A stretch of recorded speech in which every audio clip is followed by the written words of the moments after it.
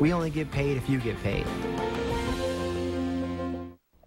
Welcome back to Daytime, everyone. It's no surprise. We love our animals around here, and Daytime's pet expert, Kristen Levine, joins us now.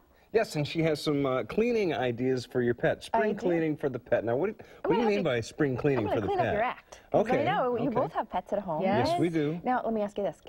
Can you smell the fact that you have pets at home? Pretty much. We can't, but probably people who come over can. Right, exactly.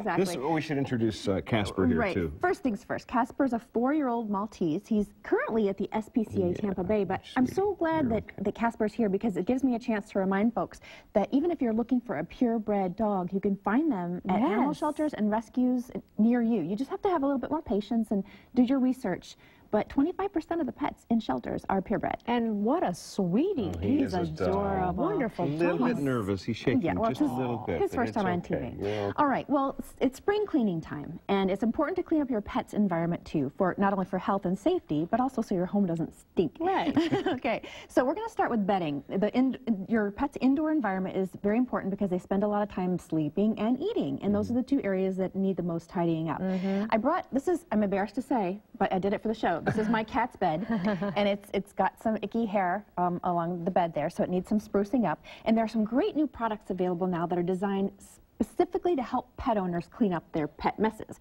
For instance, these are vacuum cleaner attachments that you can put onto any vacuum, and these rubber little knobs help to attract the pet hair. Oh, great. And of course, you have the vacuum cleaner on that sucks up the hair. Especially when you have hair on a fuzzy surface, it tends to want to stick to it. It's almost impossible to remove it. So these types of products really help. Dave borrowed my steam cleaner once. We're still cleaning out the black hair. I cleaned out every inch of that thing. No, you didn't. No, you didn't. Really? No, you didn't. I'm so sorry. I tried. And if your pet's bedding is icky, nasty, like this was in this kennel before, just toss it out or launder it and get a nice, fresh, cozy blanket for your pet. Also, the feeding area is an area that gets messy. It does. Loose kibble everywhere. And I really like ceramic and stainless bowls because they're so much easier to clean than plastic bowls. That's true. You can throw them in the dishwasher, and it is important to clean them after every single meal.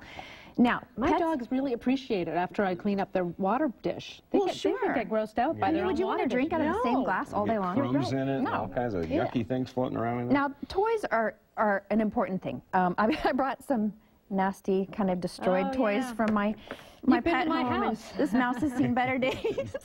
These, if they're in disrepair, you can toss them out. However, if they just need to be washed, like this one, I can throw in the washer, and it'll come out nice and clean. Like these toys here are about 6 months old. But when they come out of the washer, look good. Fresh. And you know what? You can also rotate your pet's toys so they don't get tired of them. Keep half of them stashed away and bring out the new ones every so often. You have a whole basket full of really yucky-looking stuff that just needs to be thrown away. Yeah, I know. Smell this. Yeah, nasty, right? Yeah, like that. And also outdoor toys. It's a good idea to have special toys for outdoors that are more durable, like Kongs or tennis balls, because those are going to hold up better and not gather as much dirt. I looked inside the Kong yesterday, and I didn't realize that a biscuit had been in there for a couple of months. Are you serious? Oh, so check inside the Kong. It could be full of mold. It can help things. Yeah, or peanut butter. It was just awful. Yes, it's kind of nasty. What else can we do as far as... Okay, let's talk about your pet's outdoor environment. You want to check your yard. If you've had snow this winter, once the snow melts, make sure there's no debris or dead things in the yard that your pet might be interested in. Check the fence or your screened enclosure to make sure there's no cracks or tears where your pet could escape. And then most importantly, you want to check your pet itself. Right. Like Casper here, you want to take a good look at their ears and their eyes to make sure there's no infection or inflammation. You also want to check their feet, see if their nails look like they need to be trimmed.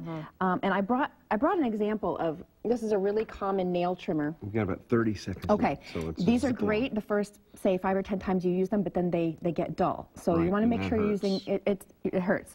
I won't do that. I have to leave that to the professionals. Right. They will not. But again, just keep in mind that there's a lot of cleaning products both to use on your pet and to use in your pet home to keep it spiffy. A nice smelling environment. I love this. We have this. It's a vacuum attachment for brushing your dog, and it just sucks all the hair down.